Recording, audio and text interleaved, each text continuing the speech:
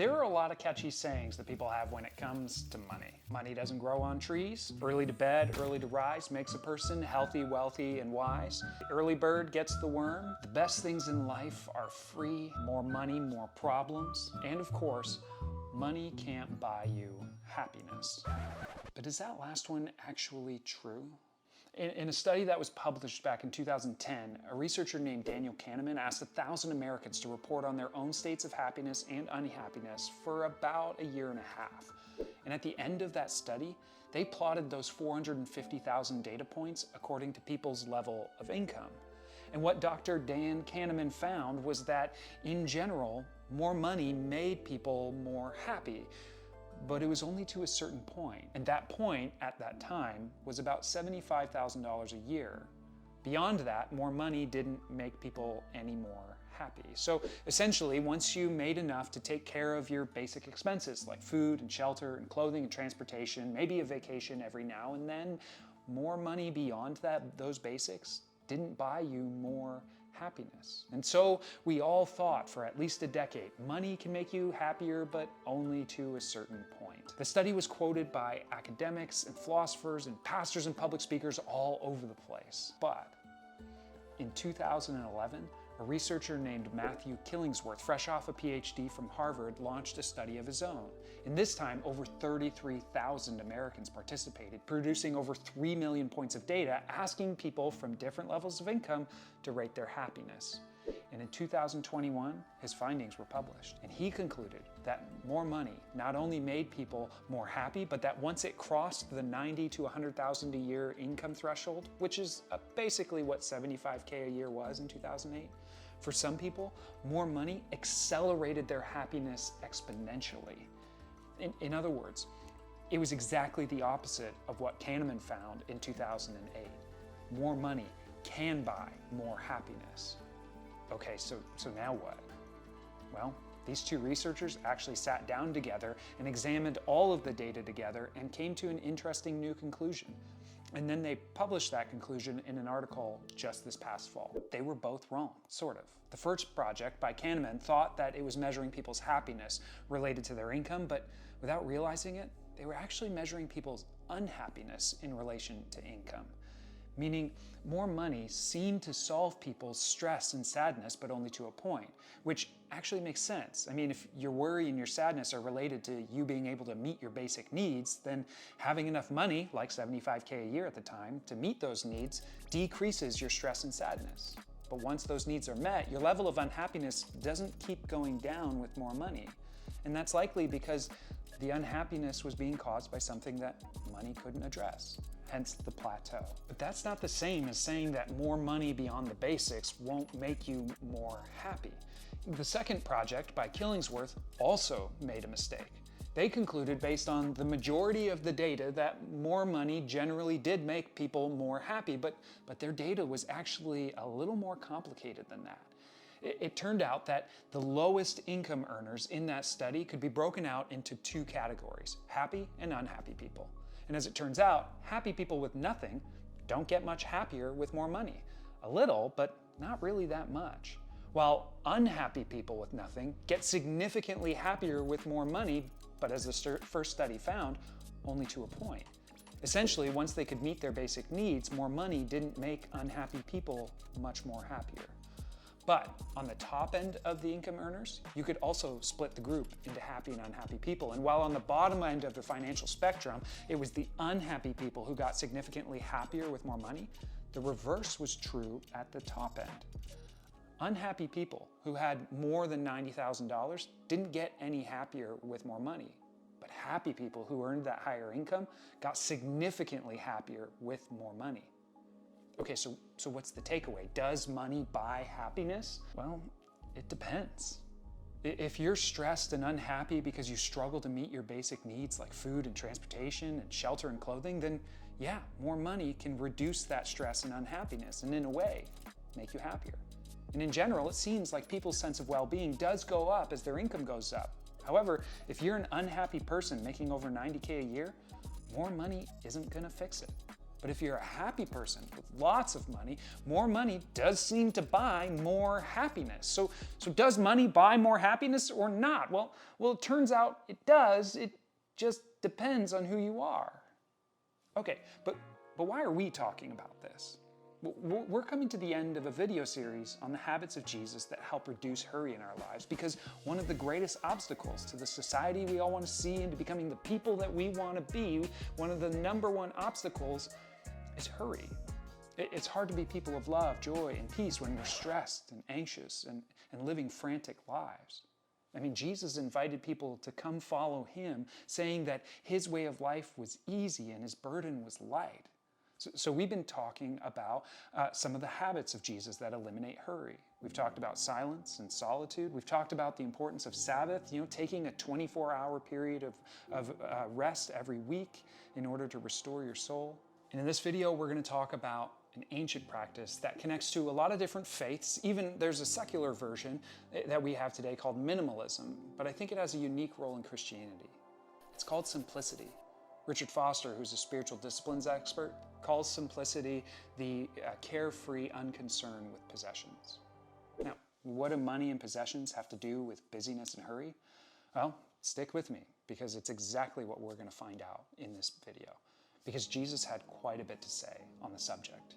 He was the one who himself was homeless. He didn't own very much, if anything at all. He said that a man's life didn't consist in the abundance of his possessions. He told somebody to sell all they had and to give to the poor. He taught people to be on their guard against all kinds of greed, and that it's better to give than it is to receive.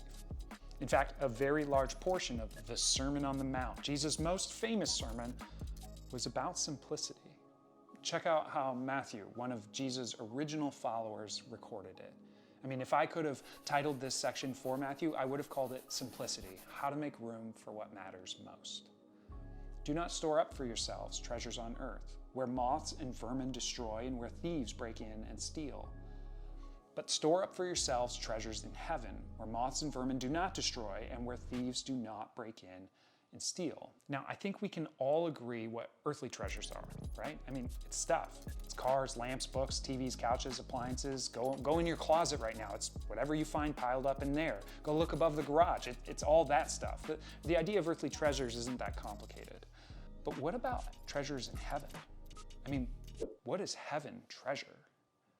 Well, the good news for the disciples who were listening to this was that heaven was standing right in front of them, Jesus. And what did Jesus just finish talking about? Well, take a look at the passage just above this. Scroll up if you need to. He had just finished talking about the God-given rewards that come as a result of generosity, prayer, and self-control. God's going to reward you when you give generously to others. God's going to reward you when you invest in the communication with Him that we call prayer. And God's going to reward you when you learn not to give in to every impulse and desire that enters into your mind and body. And the reward is satisfaction. It's the feeling of pushing back from a delicious meal, feeling completely satiated, not sick from overeating, not starving, just good. That's the reward, Jesus says, when you value or chase after what heaven values and treasures. Verse 21 becomes really instructive then. For where your treasure is, there your heart will be also. Jesus thought that it'd be best to put your treasure into the things that heaven values, a good relationship with others, God, and yourself, and then guided by the values of generosity, communication, and self-control. And he explains why this is so important in the very next section. He says, the eye is the lamp of the body. If your eyes are healthy, your whole body will be full of light. But if your eyes are unhealthy, your whole body will be full of darkness. If then the light within you is darkness, how great is that darkness? And we all go, what's that now? You see, healthy or unhealthy eyes is an ancient idiom about greed and generosity. The idea was that if you had healthy eyes, you saw life as it was and you responded appropriately. So a person with healthy eyes would see somebody in need and respond by being generous. And the result of that is to be full of light. It's obviously a positive thing. And we know this because the data bears this out all day long. Generous people are happier people. The flip side, though, is to have unhealthy eyes, meaning you don't see things as they truly are, and therefore you don't respond as you probably could. Having unhealthy eyes means that you've spent your life chasing after earthly treasures, and therefore you ended up being tight-fisted and greedy and selfish. And the result of that is to be filled with darkness. And if your lamp is darkness, how great is that darkness, says Jesus. And the data bears that out all day long too. Tight-fisted, greedy people are less satisfied with life. What's interesting is that Jesus doesn't see the mix of the two as an option. You know, you can't be I'm a heavenly treasures guy who sometimes dabbles in looking for earthly treasures type of person. That's not really an option. You either chase earthly treasures or you chase heavenly ones. You either invest generously in your relationships with other people, exercise self-control, and maintain an open communication with God, or you invest in the things of this life. As the minimalists put it in their Netflix documentary, you either use stuff and love people, or you love stuff and use people. It's pretty stark. Here's how Jesus caps this piece of the message off. He says, no one can serve two masters. Either you're going to hate the one and love the other, or you're going to be devoted to the one and despise the other. You cannot serve both God and money. You simply can't chase earthly and heavenly things at the same time. I can't both give generously to you and be tight-fisted. It's just not how it works. And of course, you got to know what Jesus talks about right after this. He talks about worry. Of course, while talking about money, Jesus is going to bring up anxiety. I mean, whenever we talk about our spending and our stuff and how we should or shouldn't think about it or handle it, I mean, everybody's blood pressure goes up. The thought of stepping up our generosity, I mean, man, what if I don't have enough for myself? It just figures. Jesus would talk about worry right after he delivers this message on simplicity. And what does he talk about right after worry? Don't judge one another. Because what's my go-to move when it comes to evaluating my own spending habits? I compare them to other people. I point out the speck in their eye, all the while having this plank in my own eye. But here's the point of this entire section. Chasing treasures on earth, chasing stuff, leads to hurry and worry and blindly missing out on what matters most. And it's not hard to see this. I mean, we have so much stuff that there's a multi-billion-dollar industry to house what we can't fit in our house. It's called a personal storage facility. And for all this stuff that's supposed to be making us happier and more satisfied in life, somehow we're still the most depressed and anxious people in history. And listen, will more money make you happier? It might. Especially if you're having a hard time meeting your basic needs like food, shelter, clothing, and transportation. But according to Jesus, if you want a satisfied life, chasing after stuff beyond the basics won't do it.